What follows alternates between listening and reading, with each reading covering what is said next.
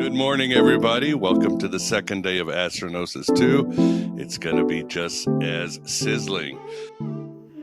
There was a time when you had no choice but to listen to your bones. And the Cave of Patriarchs is probably the perfect example of that. It turns out that the second most reverent site in the world is holding bones. And I think that the fact that Sarah, Isaac, Jacob, Rebecca, Leah, all of them are in the same place because all of the information that we could ever want to know is there. That's because your body is an oracle of mythology. And truth lies deep inside you, and it's holographed out into the world in a firmament of synchronicity. You feel this synchronicity, and they scare the shit out of you. It scares you so much that you push the truth of the world deep down inside you until you build an identity that can face it. You are here, or here, or here. I just want to remind you all that the concept of the soul has been crafted and I think kind of congealed at a time before electricity, at a time before wireless communication. That we all decided in our ancestors what the soul was before we even understood what a radio signal is. And I think now's the time, as modern Gnostics, if we can say that, if we can call ourselves that, to reinvent the soul using what we understand now instead of back then. What we know now is the body is a filament, and you are submerged in an atmosphere of plasma. And your posture is indicative of your charge. It's not your attitude, it's your charge. You have an electrical attitude inside of you. Consciousness, I put forth as the beholding of awareness. You behold your awareness when you're conscious. And to recognize one as consciousness, you must cognize the awareness more than once. The first moment you notice you are conscious, you do not know you're conscious. It requires 2 moments to recognize the fact that you are conscious. So memory itself is more important than we may think. Consciousness is the awareness of persistent memory. Light is the awareness of information. Darkness is the unawareness of information. I wish I could use ignorant, but we don't like the word ignorant now. We don't like that because we come from a time when we do not like to admit we don't know things. Mystery is my favorite mistress, and she scares the shit out of most men, including me. We don't discover the world. We remember it and forget it and remember it and forget it. This is called read, write, create. And every single application on a computer has the ability to do just that. So how does it work? To be thoughtful, I want you to hear I'm saying thoughtful. To be thoughtful is to remember someone. To remember someone is to keep a record written in potassium. Thoth records your first memory inside the zygote at the moment of your first osmosis. It draws the waters into itself, and these waters give it the first salt, which gives it the first ability to record what happened. This is Thoth. And we have a tradition of saying Thoth gave us the ability to remember because Thoth gave us the ability to remember. We see these things, we just don't tangibly touch them, but they're there, and we know. This is Gnosticism. Wisdom is that which is remembered. Osiris is resting. There's a baby. There's the placenta. And the placenta gains something it didn't have before. The placenta gains the ability to store memory. This is why we have the stork. It is. This is why we associate the stork with a new life. It's because the new life is the first memory of consciousness.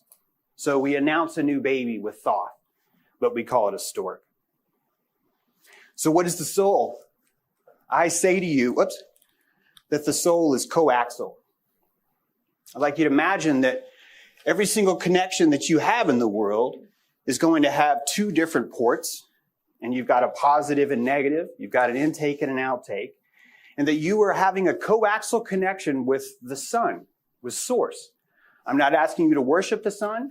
I just want you to know that when you stare into the sun, the reason why it hurts is because you're downloading information. It's so fast, it's burning a hole in your router. This is a melanocyte. Melanocyte produces melanin. Melanin absorbs electricity. Melanin absorbs information.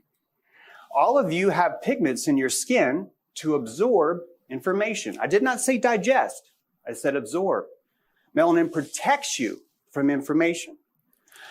I could say so much more about this, but there's just too much to do. But mental note, check it out. It's a huge, huge subject. That means that atheism is privacy from God. And this is very important. We invented atheism to create privacy from God because only in privacy do we understand who we are. If we knew God was watching, we wouldn't play with ourselves. We wouldn't feel shame. We wouldn't feel remorse. It is with the privacy of atheism that we are able to discover who we are, which means that atheism, theism, and even scientism are all simply inflammatory responses we have to source. And when you look at the world today, everyone is living in an inflammatory state. They have a Descartesian view of materialism precisely because it's comfortable to have that. So let's go back. Let's think about what this really means. When you were a zygote, there was a time when you made your first memory. What do you think that would be like when you have no concept of anything at all? In the beginning, there was only the one, the Father, illimitable. Since there is nothing before it to limit it, unfathomable. Since there is nothing before it to measure it, it is unmeasurable. It is invisible. You guys know this quote. And for the first time, maybe not the first time, but for the first time for some of you, I'd like for you to consider that this is the conceptual understanding when you were inside this world. That you as the zygote are rendering your world from the moment you're allowed to record your thoughts. So what did that look like? The Gnostic text explains it saw its own reflection. So what did the zygote do? The zygote inside the womb looks at the waters and sees itself. And it gets chills because it's never seen itself before. And that moment that it saw itself for the first time was a huge, colossal turn in its understanding of who and what it is. This memory is pronoia, or barbello. And the concept of forethought is the concept of memory persisting over thought. That first concept of forethought was an invention because before the first forethought, there was no such thing as forethought. And that was huge. It represented a giant leap in your consciousness and why you're here. I have to go over this part quickly, but I would like for you to imagine and research on your own that the story of the Titans is meiosis. The Titans have a tale that tells you that they were split by cutting their arms, kids would come out, cutting their heads, kids would come out. This is the process of meiosis, which is different than mitosis. These are very different processes. Meiosis is a cleaving.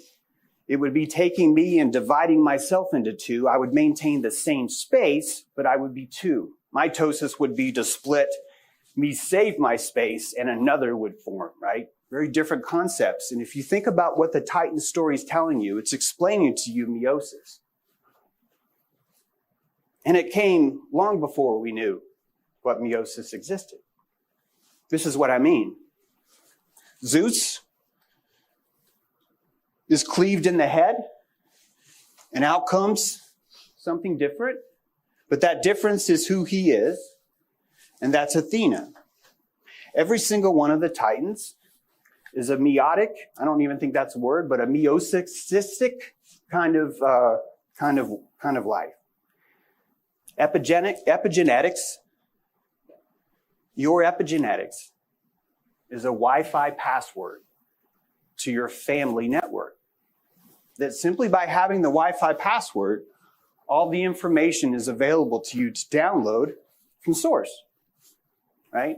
All of us can go to Google, all of us get a different page. Same kind of concept here.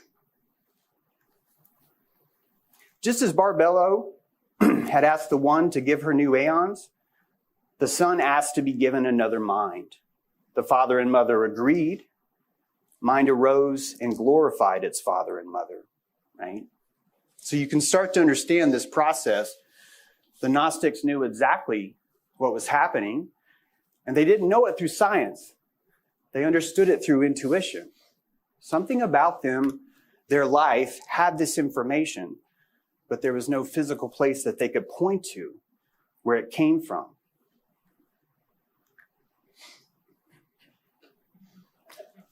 Truth hurts. Truth hurts, right? Gnostics know the language that we use, we know. We understand. We know exactly what's going on. Most of my career involves me telling people that are listening to me something that they don't want to hear, and them saying, I don't want to hear you anymore. This is the heart of truth. Truth is never easy. Truth is a download that must be decompressed, and to decompress it, you're going to need a certain amount of desktop space, a certain amount of processing power. Soul, as source, is an antenna. Not only, we see so little of the spectrum because the spectrum is poisonous to your delicate senses. Think about it. It's not a coincidence that infrared, microwaves, and radio waves are more dangerous. It's not a coincidence that ultraviolet X-rays and gamma rays are more dangerous. You're a filament, and you can burn out. And you burn out under the threat of too much information. Information, right? This is why we see such a tiny portion. We have fidelity, which is good, not bad. What we see is an attempt to resolve a sensory puzzle that we've been laying out on the table since the day we're born. And no one's giving us clues. There's not a box that shows us what it looks like, right? We're just doing the best we can. What if I told you that we render reality inside Plato's cave? What if I told you that melanin and dopamine were used as paintbrushes to paint inside your eyes? What if I told you that the amygdala itself decides what your eyeball is going to render based on how much it would put you into shock? That a deer in the headlights, a possum playing dead, a goat that faints, all are showing you something that you have a built-in governor. And the governor is the amygdala, the Magdalene, as we will see soon. Some of you would freak out because you never noticed this. But why is there no commandment against lying to yourself? But commandment 9, no. Commandment 9 says, I cannot lie about you or you. Why didn't it just say, thou shalt not lie? Do you know how hard it was to carve this stuff? Right? You need to lie. I need to lie. It's literally how we can stay in the world. We lie to ourselves every moment. We lie to each other every moment. I'm lying to you right now. Look at this. I'm all dressed up. You didn't see me yesterday, right? We're supposed to lie. It's one of the most creative powers we have. It's so creative that the place where we lie in the brain is the same place where we heal. That placebo and lying are the same thing. Exact same process. And this is an important part of your creative matrix. You have the creative ability to form a sonar bubble of reality, and everyone's going to tell you whether or not they believe it too. That's a closer definition of what real really is, I think. Think about it. Every field of professional study has fraud at the top. Look at these numbers, right? 30 billion. Everything is fraud. And when you grow up, many of us don't even come past the fact that that's bad news. This is good news. This is good news. It's showing you how important the plasma of belief is for us to survive. And thank goodness, that this betrayal fell to the reverence of mythology. If it were not for our reverence to keep mythology pure, all of this stuff would be covered up. Mythology would be full of equality, of affirmative action. There would be literally no way to even tell stories. Oedipus Rex, are you kidding? How do you even convey that to anyone? This is why I call it the Oracle of Mythology. There are two rules, very simple. One, the truth is always in the room. Always. Always. Number two, we dress the truth dependent on how hard it is to swallow. Always. No exceptions. You can use these tools to discern reality. You can see a lie and understand exactly what's on the other side of it. The lie gives you more about the person who's lying to you than the truth. The lie tells you what they're ashamed of, what they're insecure about, what they're unsure of, and that gives you more information. In a way, a lie is exposing the heart, and only some of us know how to listen. This is the purpose of oracles. It's why we travel thousands of miles to see a virgin on a tripod. It's why it survived for thousands of years, right? I'd like to show you this oracle now. You've already seen many examples. I'm going to be jumping around a lot, and I hope you understand that it's just back to this concept of the Oracle of Mythology. Let's start here in America. Is it a coincidence that the eagle is associated with the Aztec soldier and the American serviceman? Is this quote an Aztec quote or an American Marine quote? The point is it's hard to tell. It's an Aztec quote. This is a thank you for your service in Aztec world. The same mantra is being repeated, and it's coming up from the soil. Templo Mayor, blue god, red god, god of rain, god of war, right? Anyone see any parallels with our current political system? I'm sure it's a coincidence. It's just a coincidence. So you're getting our system's so stable, right? Why is the plumed serpent found in Egypt? What's going on there? Why do we have the same plumed serpent in two different places? Keep in mind, I'm not the person that's going to tell you they secretly communicated, but all of academia didn't notice. That's not what I'm saying at all. I'm telling you the Oracle of Mythology is there, and it resonates through the synchronicity of the scaffolding around you. Binary code is remembered, not invented. The union is at the heart of us all. We were destined to be using ones and zeros because the Oracle of Mythology told us so. What is this? It's a 1 and a 0, right? And we consider that the most sacred bond, the bringing forth of the 1 and the 0. We're going to get shameful and dirty now. I'm sorry.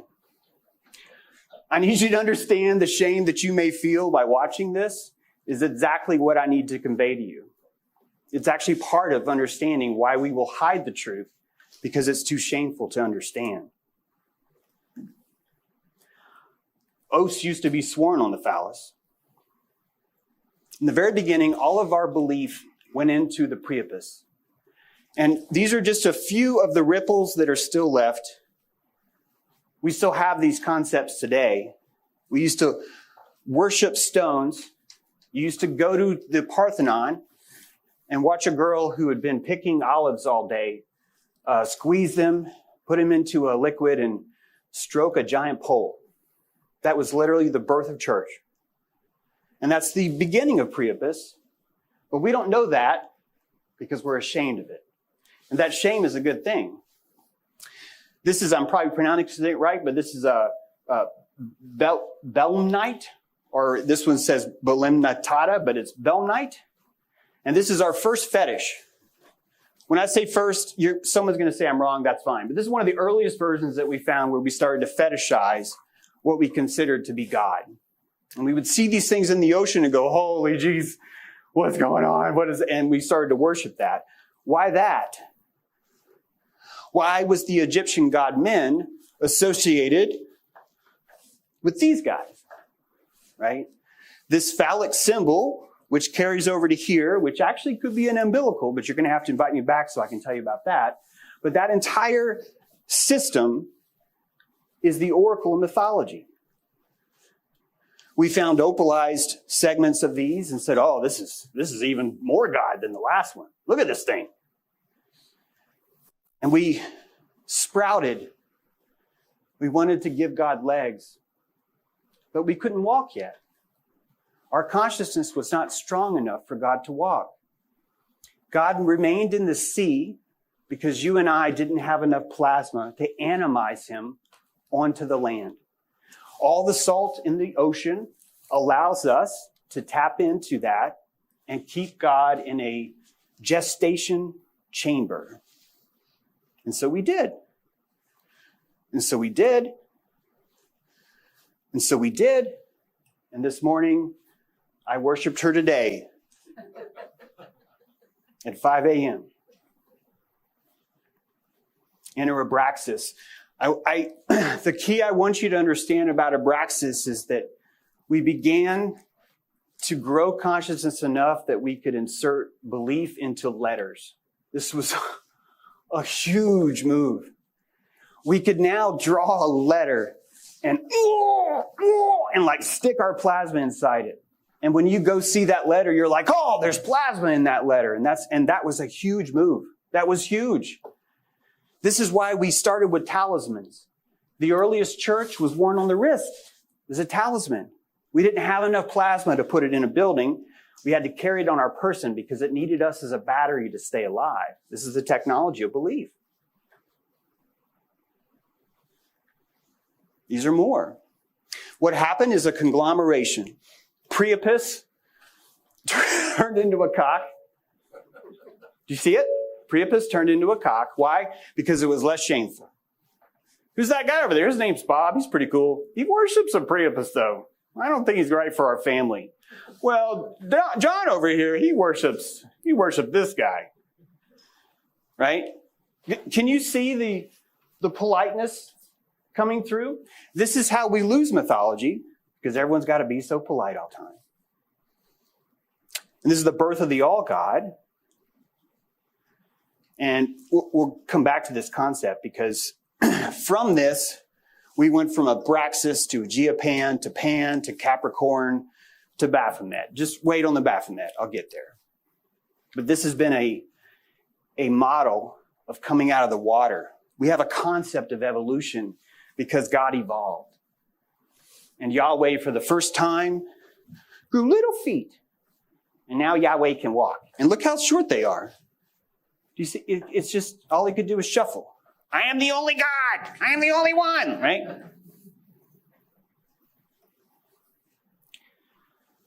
The Ark of the Covenant. The Ark, the rod of Aaron, 2 stone tablets, the first Trinity, right? The female and the male united. It's the Ark of the Covenant. The Ankh, the lignin, the yoni, the rod and the almond, it's all the same. Binary code before we had computers. The Asherah pole, a mixing of male and female. I have blessed you, Yahweh, Samaria, and Asherah. The Tower of Babel translates to Migdal. Migdal is another word for almond. Inside the Ark of the Covenant is an almond branch and 2 stones, 2. Very specific, right? It's never 1 stone, it's 2. The Tower of Babel is the preservation of life. The Tower of Migdal is the preservation. Priapus rises in the Migdal, Tower of Migdal, right? Priapus rises in the almond. Early churches were so dirty. Oh my God, they were so dirty. They were so dirty, we don't even have records anymore. We don't even have records anymore. They were shameful, they were hidden away, and we missed it all. That the first churches were brothels of worship. And that's literally what was required to bring someone together. I want to remind you, I'm not making this up. Virgins would gather olives, squeeze it into a paste and juice, and stroke a pole.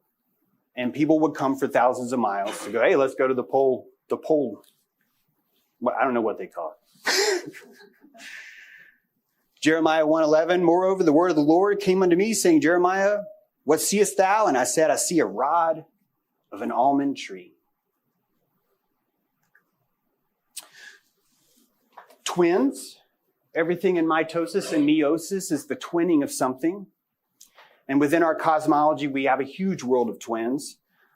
I could probably show you 70 slides just on this, but I'm not because there's too many to do. But if you'd like to look into that yourself, I think you'll find it's not a coincidence that twins are such an important part of our early history, that we're simply broadcasting something we've already known. Of course, the 12 Titans were twins. All of them had this similar kind of notion where they would seem to spring forth from the body parts of another. Again, just like meiosis. Literally, the founders of Rome are twins. So something happened. Priapus got a little bit too tall, got a little bit too big for his britches. And with that, man gained a luxury, and that luxury I call shame. That shame is a luxury. It's an electrical luxury that you have. And there was a time when we didn't have shame. In fact, we're living in a world where some people don't. And you see how that operates. You see what that gets us. The truth is that this story of Jack and Gill actually goes back to the time where we were looking for cloistered nuns. And then in a time of syphilis, if you could find a place that had a cloistered nun, your chances of not getting syphilis in that nunnery were pretty good. The entire Piscean idea of waiting for a house was the concept of letting the Magdalenes wait for an entire month to cleanse themselves of all the sin that was brought into them in the prior month. And thank goodness we developed this concept. That you and I have this concept that anything from here to here, universally, is shameful. And Courtney, you have more, right? And that we all have these different portions of our body that we universally accept shame is there. And if you could see the electrical field, and welcome to Aquarius, because you can see it right now because I'm lying to you in this part. Because Aquarius is the seeing of energy that was already there. The flow is now seen because we understand it. Why do we understand it? We can afford to look at source. If you want to catch more on this Priapus stuff, it's a great article, 2 essays on the worship of Priapus.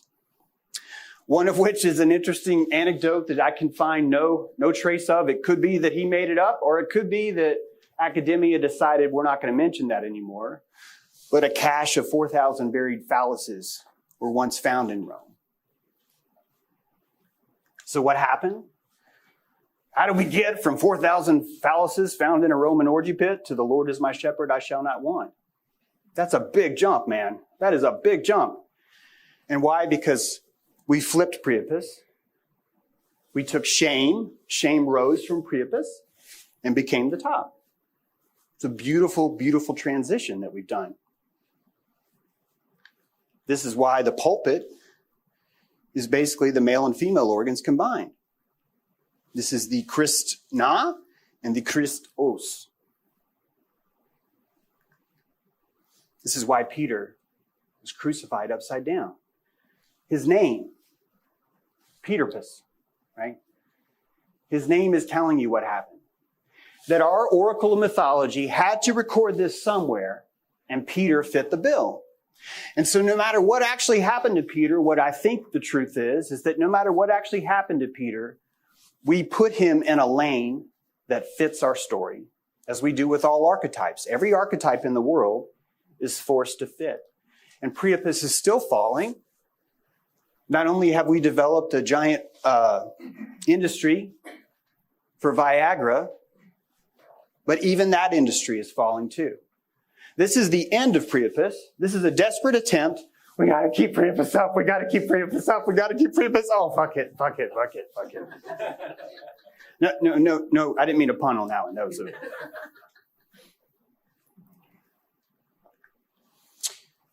People will argue about this. I'm not a scholar. I have a BA. I don't think that even counts. So prune my lips. But Elohim yoked to a singular spirit over the waters.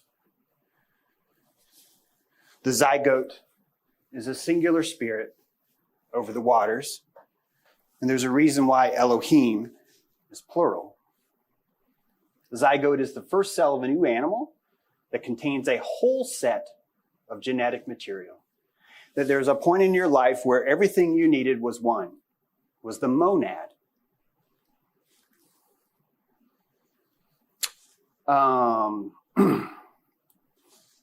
In the beginning, there was the One, the Father. I'm actually not going to read this because we have slides. I know you guys have heard this before, but there it is. The flaming sword in the Garden of Eden. I want to remind you that we did not have microscopes. We were not able to look at a fertilized egg. And that for whatever reason, we knew a long time ago that an egg was guarded by a flaming sword. And at the moment of conception, you'll forgive me, the video isn't starting where I wanted it to, but it will. But at the moment of conception, an egg is lit with zinc, that a zinc discharge occurs, and that a flaming sword is placed on that egg, and a chimera is camped outside telling everyone else, this garden's taken, buddy. The virgin's not home. And that we knew that before we knew that.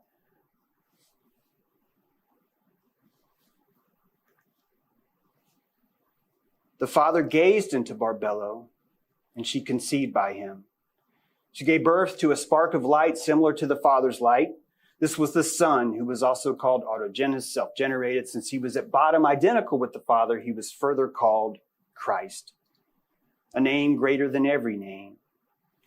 That the Son, being born, is your very first cell. Your very first cell that you made inside you. That after meiosis, you gained enough power to mitosify a Son of God. And this entire story is reflecting that. This is a picture of the Son of Man, 10 days old, looking pretty dapper. Enoch was the great male. His name means great scribe, the original copy. Enoch was, the ideas of Enoch tell you that he was incorruptible, that he was pure in spirit, and that he was taken. He didn't die. He was taken. I think the reason why he was taken, he didn't die, is because the RNA transcription that takes place inside your cells every day takes place from the Enoch. And that Enoch is used to copy the next RNA transcription. And what is the RNA transcription? What is actually happening when an RNA is copying itself? It's saying, I am, as fast as it can.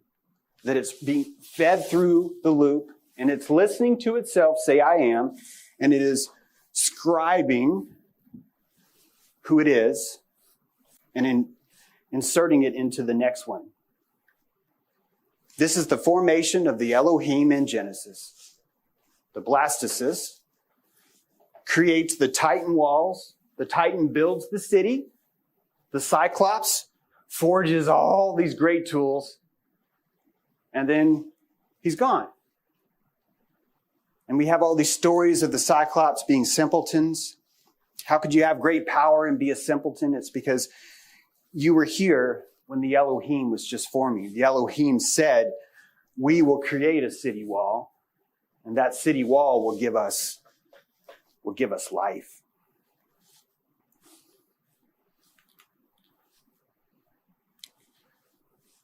This is the Garden of Eden. The garden's being tempted. And the serpent enters the garden and gives an apple. Once it gets inside, it gives Eve an apple. And what does Eve do? She bites the apple. And she's cast out of the garden. What's in the garden? The garden is the zygote the egg lacks no male chromosome. It's the only time in the body where you have a place where there's missing chromosomes. This serpent fulfills that, and that's why you have to leave. That's why we're cast out of the garden. Right? The tree of good and evil are the blood vessels that enter into the ovary. The forbidden fruit is the liberated ovum that hatches from the tree of what? Life. Think about it. Tree of life, red. Tree of knowledge, blue. Why is blue tree of knowledge? Think about it. What did the blood learn by giving itself to the capillary? As it returns to the heart, what are the lessons that it thinks about? What information is it bringing back to the heart to say, you're not going to believe what happened to me? Right? So all of this was known before it was known. All of this was. Pregnancy looks like mitosis. This is the very act of separating life. Which takes us to Egypt. Placenta. Placenta. Karnak. Where's Karnak? All right, Karnak's on here somewhere. And that you were watching the birth of the newborn king, the new son, attached to the placenta.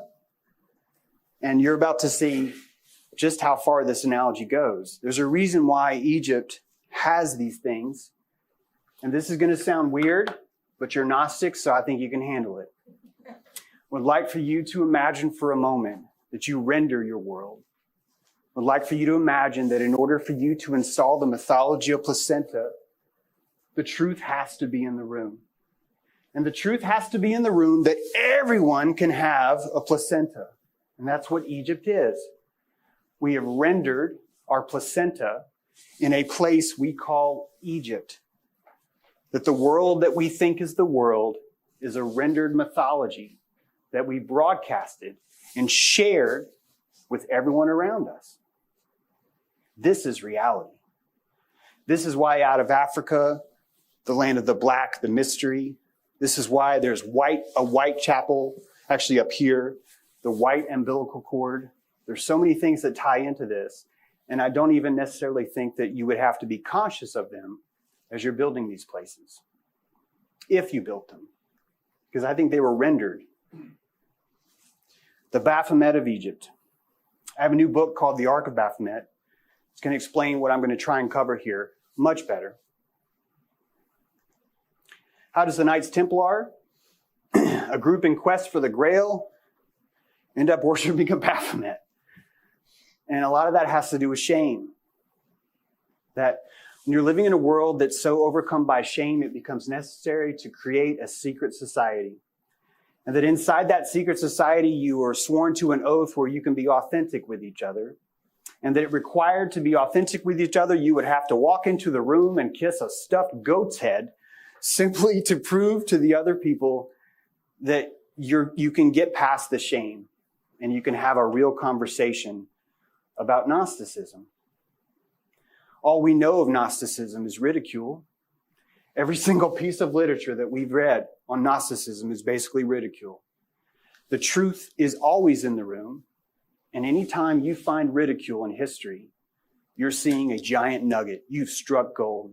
And you have to get through the shame. You have to get through the hate. You have to get through the prejudice to find it. Baphomet is not going away. And there's a reason why. This is Khnum. Looks kind of similar to Baphomet. It's the creator of the bodies of human children. The Lord of created things from himself. Very important point. Here at Dendara, the Baphomet spins Adam on a wheel. The Baphomet, or Khnum. I'm not saying they called him Baphomet. I'm the only one calling him Baphomet, just so you know. I'm not trying to say Egypt has been telling you it's Baphomet the whole time. But I want you to see why. Baphomet, this is Banabjetit. And Banabjetit was the four-headed ram, or we'll call him ram god. But he was actually based in Mendes. He was based in the center of the placenta. Okay? A little bit different. You're about to see why. Khnum was in Karnak, down below, where the king's born, one head, while the Banabjetit was up in the placenta, up top. This is the original Lamb of God. And it's not just in Egypt. This is Daksha in India. Same character. Same character. Daksha was told, you will populate the world. Daksha goes, no problem. He goes out and has, I think it's 20,000 kids. And he gets mad at them because they won't reproduce. They're just out playing. He's like, you guys are supposed to be having sex. Why aren't you having sex? And he got so mad that he gave 20,000 more kids. He spit them out. And he tried it again. You guys have to make whoopee. Why did you need to jumpstart? Why would you need to jumpstart fertility? Banabjetit, carrying three things. The was, a symbol of power. The ankh, a symbol of fertility. Some of you will say life, but I want you to understand that I think life is actually more about fertility. It's okay for us to call it life, but there was a time when life and fertility weren't necessarily clear. That fertility was an invention that you did not know about until you did. And that the truth in that room is here today. And this is what's saying that Baphomet is giving the power of fertility and memory. The Jed pillar is memory to the king. This is like my favorite thing. So I think it was that giant circus guy, I'm forgetting his name right now, who discovered stuff. But you follow the hieroglyphs this way. And so we're saying Banabjetit beget the scarab, which is fertility. Goat, make fertility. Goat, make fertility. Khnum, Daksha. Fertility, bringers. Fertility, bringers. The waters of fertility. Why would a goat be associated with fertility? Do you understand we had Artemis? Guys, Artemis, nothing but boobs. And we took that goddess and said, oh, no, I don't want to. Do you got anything in goat? Do you have anything in goat? Because that makes me think more about fertility than Artemis. Just like, she couldn't even hold her arms down. You know, she was just like, hello, good to see you. No, it's Pan's the god of fertility, right? And something very special happened to Pan. Something very special that you may not have actually put this together yet. Pan, the son of Hermes and a wood nymph, Hermaphrodite, the son of Hermaphrodite, his name literally means all, or to pasture. And what you don't know about Pan, or what you may not know, was that he was the only Greek god who actually dies. And why does he die? Because he invented fertility. That if you can't die, you can't have fertility. So if you want to invent fertility, someone's got to die. The Oracle of Mythology is all around you. That you learned of the concept of death, and before you had that concept, it wasn't there. You had no clue. We see in the patriarchs over time a massive drop in age, longevity. That massive drop in longevity is the introduction of fertility. This is the meiosis.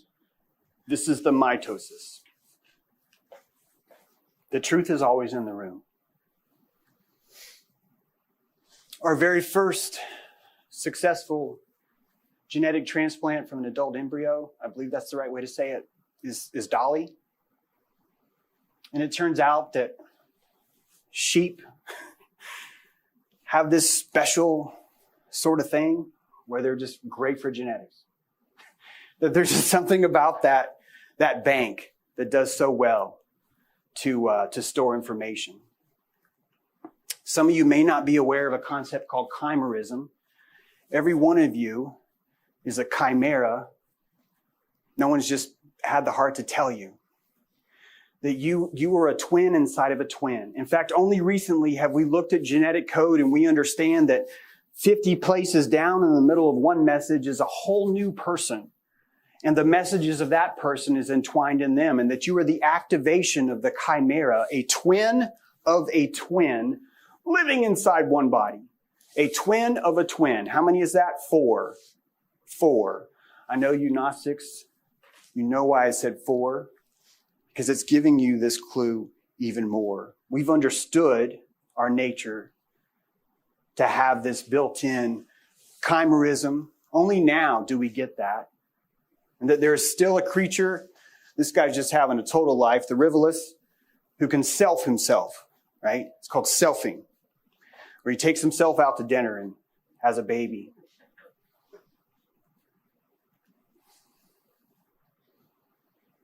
This is the 4 corners of your genes. And that you will always be 4. And that you are simply a living avatar of your entire genetic line. And you're an ancestor built on top of a unit of ancestors. The person you were yesterday is your ancestor. And underneath that, there's a shadow. And some of you have gotten to know it. That 50 places down in your genetic code is another person that has feelings, wisdom, thoughts. It's all there. And you're carrying that person with you. You could need him later. We look at where we've come now. With xenotransplantation, multiplets, chimerism, modeling humans, all these things. Reminds me that the archons have bodies that are both female and male, faces that are the faces of beasts. Thus, they're not truly male nor female, nor human nor animal. The ancients found this kind of boundary crossing to be deeply threatening. Truth is in the room, right? Matthew, Mark, Luke, John, Aquarius, Leo, Taurus, Scorpio, the chimera will always be in the room. And it doesn't matter how uptight you try and make your church, it's still going to come through. You can't stop it. This is Vitruvian Adam. Before Adam and Eve, there was Aedam. A-E-D-A-M, I call it. The protoplast of the first formed. He's the primal hermaphrodite and the sacred androgyne. This is the complete man, including the parts that aren't visible. The perfect man in Da Vinci's drawing is 7 heads high, but he read this from Vitruvius, and Vitruvius said 8. He said 8 heads high. This is a chimera. One chimera is living in a circle right here, and the other chimera is living in a square right here. That these are the true essence of what man is. And Da Vinci knew this, not because of genetics, and that you and I resonate to this drawing. We've resonated the whole time, but it took James True to tell you why, right? That this chimerism fits the bill, and the truth has to be in the room, so all of us will resonate to this the same way all of us will resonate to Egypt. The same way all of us will resonate to the same things, because it rings true.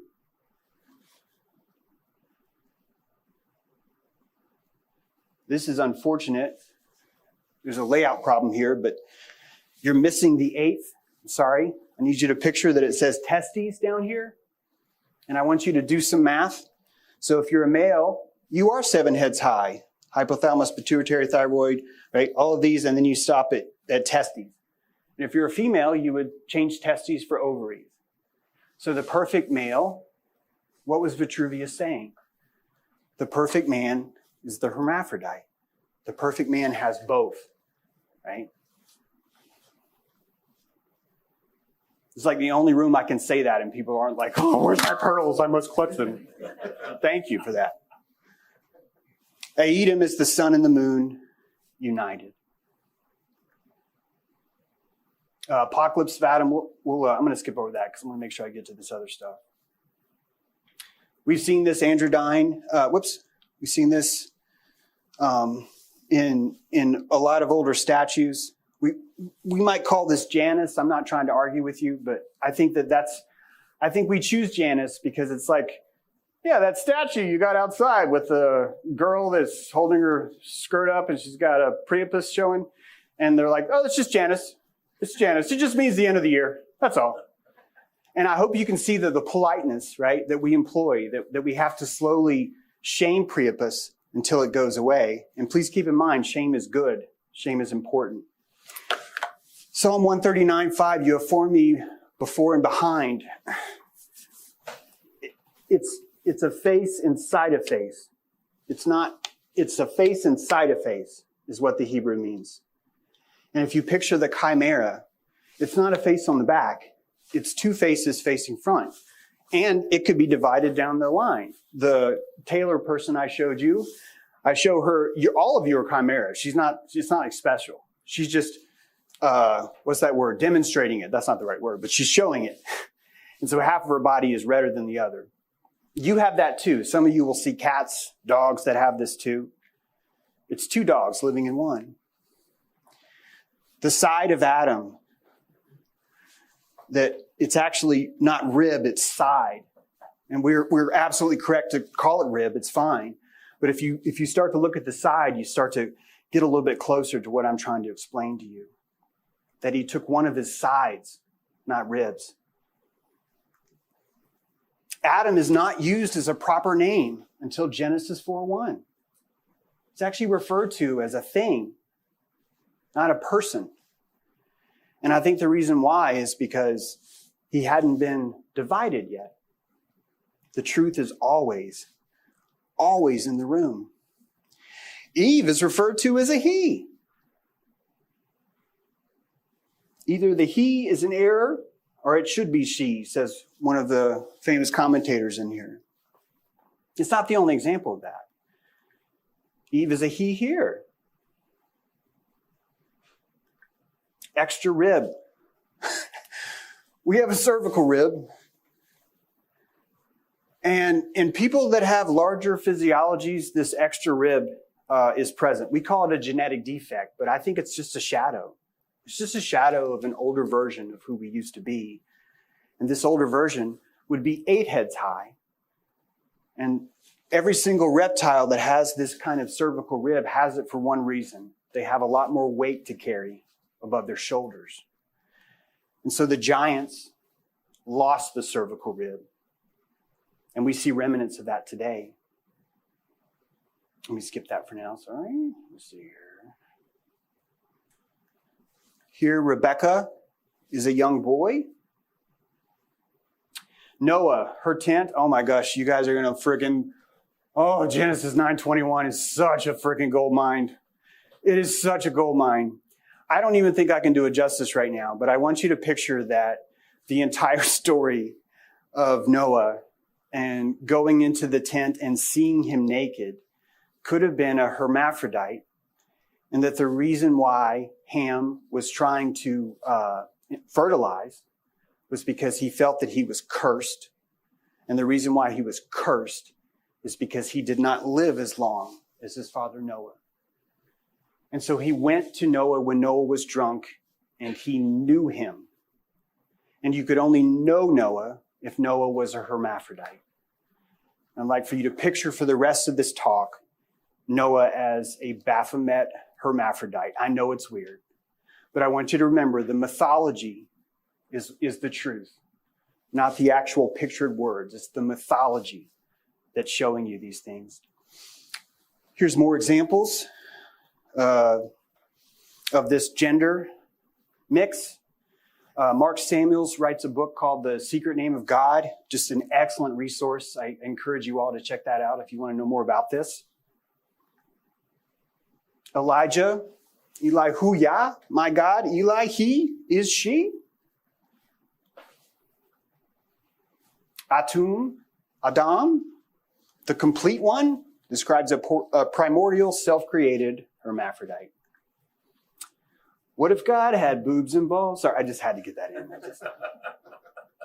Right? We see this in Aphrodite.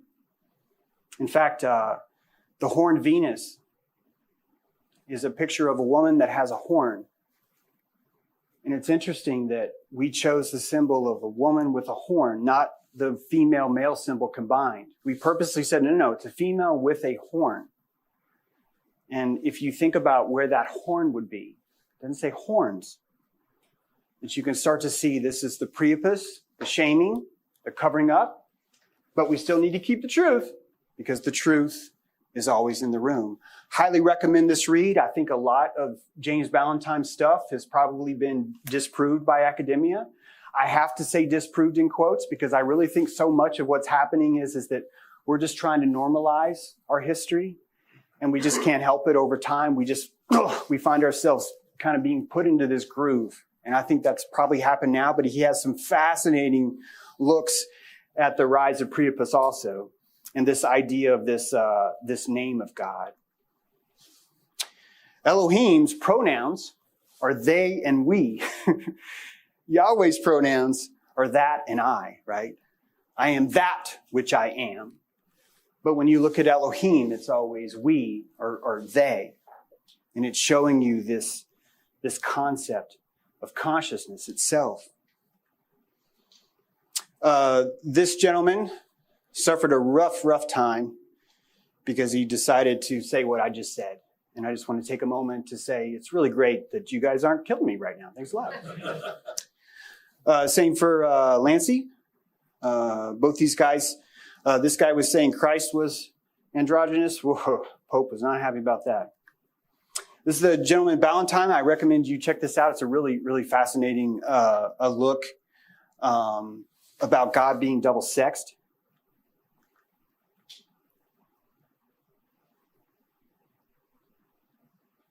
When souls in the Zohar, when souls issue from heaven, they issue male and female.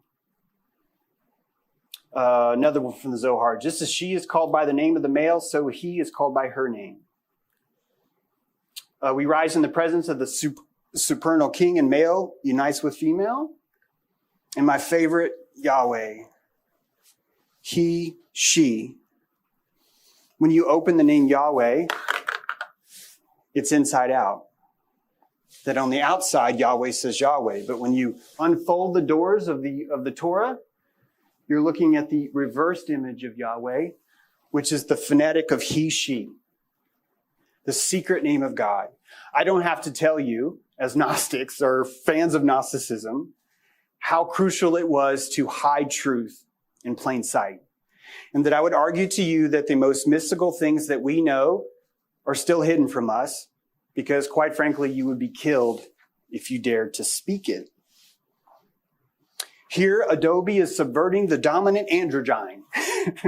What I mean by that is that they've taken Hapi, a traditional hermaphrodite, and removed her breasts, made them more male, and they're trying to standardize this idea. But this is a hermaphrodite. And of course, the ceremonial beard of Egypt. Keep in mind, you would shave your face and then put on a ceremonial beard. It was a necessary part to reinvigorate this concept. Their chief is blind. Because of his power and his ignorance and his arrogance, he said, I am God. There is no other before me. This is the spine The demiurge is a blind god. He has every single archon, eon, every single urge. Everything is happening inside of him. When he said this, he sinned against all. The speech rose up to incorruptibility. Then there was a voice that came forth from incorruptibility saying, "You are wrong." That is God of the blind. And when I say wrong, you're looking at the rising of sentience, my friends. Consciousness itself rises in the spine and speaks. And before it speaks, we call that the demiurge. Homunculus Earth is a cosmology that I've named because I want you to picture what it's like to live in the head of a dime. That when you're here, you start to build your entire world and you map it and you create Egypt, you create Asia, you create the rivers, you build the mountains inside your world, and you build all of the cities that you would go. That you build homunculus Earth from the experiences that you've had since you were a Thoth, from your very, very first moment. Know thyself, right? Temple of Delphi. The optic nerve. Aren't the sun and the moon simply positive and negative? Aren't we just having an electrical circuitry experience in this environment? Haven't we simply just painted the reality inside our eyeballs? And that this reality allows us to work, that it's a utilitarian idea of truth, meaning this is what works. You are Gestalt incarnate. It's literally who you are. There's not one piece of who you are that can be pointed to in a petri dish. That every concept that you have of who you are is a meta circuit that's built on top of another meta circuit. And that all of that is the neurons that run underneath. What if you are Osiris? What if this is the underworld? Right here. In the story of Osiris, he was chopped up into little pieces. There's a huge argument over how many pieces Osiris was chopped up in. Some insist 14, some insist it's 28, some say 9, some say 13. I say it's 37.2 trillion. That's how many cells are in your body, and that's how many cells are conscious. They have a sentience because they have to. And that sentience conglomerates into a Yahweh. There can be only one because your body can only have one person in charge. And that charge is literal, in charge. It's a zygote becoming Elohim. I want to point out that Adam and Eve and Osiris were both deceived. And I'm arguing that it wasn't deceived, they were unceived. Unceived. That there was a removal or separation away from or out of being conscious of something. And that the reason why we say that Adam and Eve were deceived is because they were removed of their seivance. Right? The seivance that they had before they came was erased. This is this entire rising of consciousness. The chief is blind. Homunculus Earth. Zetetically, this is who you are. Zetetically, this is what your body looks like. This isn't I'm not that perverted. This is a scientific drawing showing you what your senses are really like. How much of the world you actually perceive.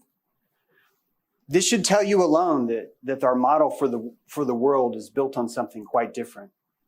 This is Taweret, and I want you to picture how this got here. Because there was a time when you were a chicken embryo and you had fish gills, or close to it. And that when you had fish gills, you built a cosmology that put you as a fish. And so you had a geopan, you had all the concepts waiting for you there. And that as you grew, the transitory aspects of higher animals, that you started to morph into different creatures, different chimera. And that's what we know today. In Egypt, every single animal is expressed over the life of Osiris. This is why we think Taweret is the creation deity, because he was. He was. There was a time when this concept fit. This is a lizard. This is a human. Lizard, human. Right? I think it's an alligator, forgive me. Actually, maybe a crocodile. So we've gone through all these animals. We understand all these things. We change our cosmology as we grow. That all these are just different cosmologies that we've had to invent as we grow old. This is the umbilical. People call this Maya. You enter in the great snake. You enter into the great snake. You were ingested by the giant snake of Maya, and you live. And if you're lucky enough to live long enough, you reverberate what we call death.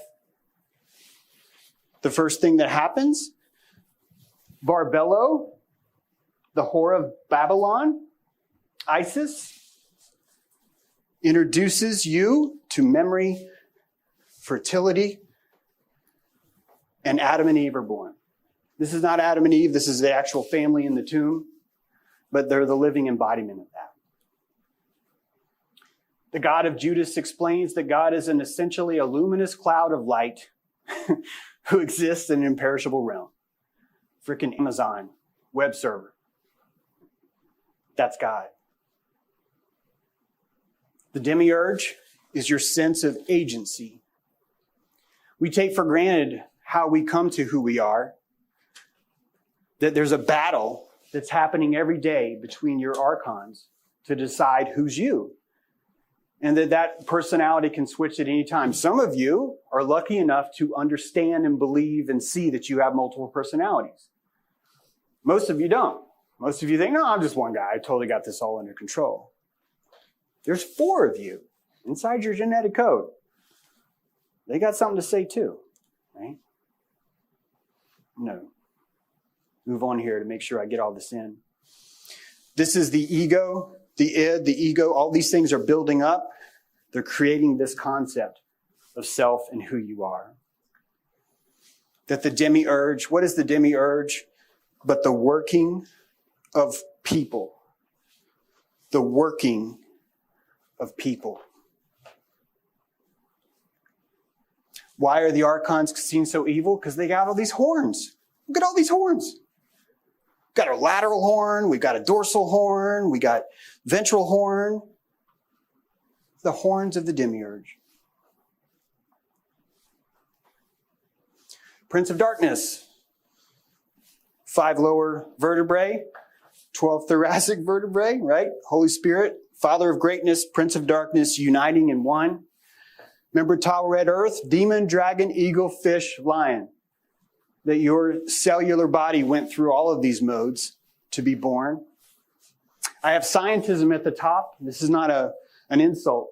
I firmly believe that our academia is just another form of belief. And that's not an insult. It's just simply how our world works. That everything we do is church. 7 archons would rule 7 heavens and 5 in the abyss. You have 7 true ribs and 5 false ones. The truth is always in the room. Step away from the others, and I shall tell you the mysteries of the kingdom. This really is at the heart of Gnosticism. That only by stepping away can you release yourself from the electrical charge of shame and listen to the truth. That you're here to unwrap your shame and find ways to perceive what's actually happening outside the confines of being burned at the stake or being chased down or being fired or losing subscribers, right? That what Gnosticism is the constant struggle to stare into the fucking sun and not move. That's why there's so little of us. That's why we spent so much time unearthing literature that was just nothing but ridicule. Because we know that the truth is always in the room. I'd like to thank you guys for coming. Thank you for your time. I appreciate it. Yeah, sure.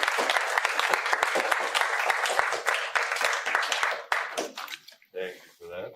Can you guys hear me? We'll take a few questions and go to the next one. Mitch, please state which one of the four of you is asking the question. Thank you. That was really beautiful. Question on Priapus. I wondered if you could say a word about how the figure of Priapus has been digested into contemporary scholarship, because chiefly Priapus is identified as a sort of backwater, minor, rural god, and why do we not see more statuary and so on? Yeah, I think it would be impossible that the people who would see Priapus wouldn't be allowed to have children, because society is constantly creating new modes that we can mate, and that the ability to court, and that courting requires a subtlety. If you'll notice, as animals learn to court, they're actually showing off how much energy they have. And that the one that usually wins is not the dude that's like full on, he's the guy that is reserved, and he's showing you the subtlety of the energy he has. And I think that just naturally turns Priapus into this shame thing, which makes it harder, makes it more erect, because the fetish itself is the power. So you're looking at a capacitor that's compressing all that energy into a single place. And we're either dealing with it or we're moving on. So it ends up sneaking out in all of the archetypes that we see in the world today, right? Every phallic symbol, more importantly, every shaming of phallic symbol, in my opinion, is giving you more of that truth. I think Priapus will be gone. I think we're probably one of the last lifelines that even understood what we were doing back then. That 4,000 Roman dildos is a lot of dildos. That's not like a small portion, right? And if you think about it, I don't even mean to be vulgar. If you really think about what an erection is, it's the rising of electricity in a circuit. That the titillation causes a pylo erection of your pores.